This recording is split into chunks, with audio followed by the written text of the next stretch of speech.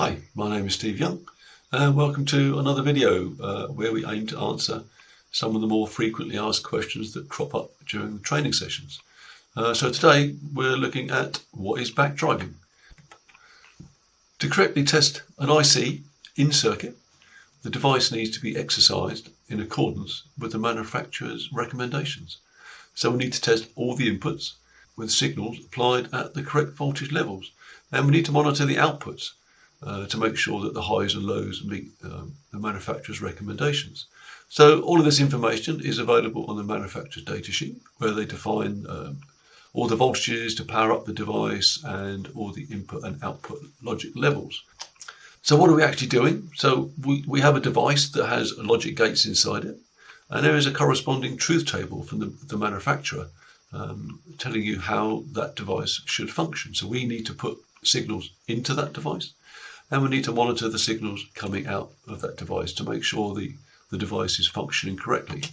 So the backdriving comes in because it's us, the test engineer, forcing this logic pattern into the device under test, but at the same time overriding the static logic of any preceding device that is connected to it.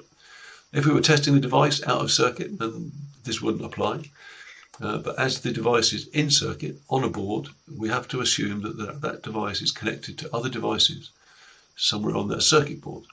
And if these backdriving voltages and signals are not controlled, then you could end up damaging bond wires or the output transistors of that device.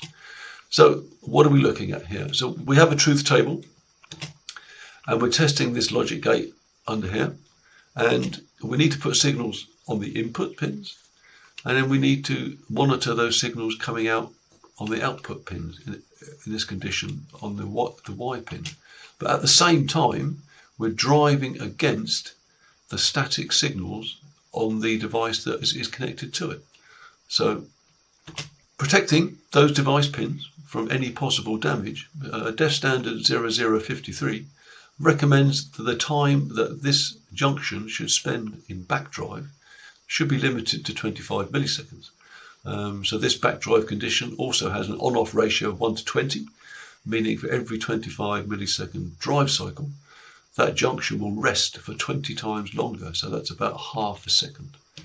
So our PinPoint, all of our pin drivers can generate signals up to 15 megahertz and up to 750 milliamps. And this speed allows for up to 375,000 vectors within that 25 millisecond backdriving period.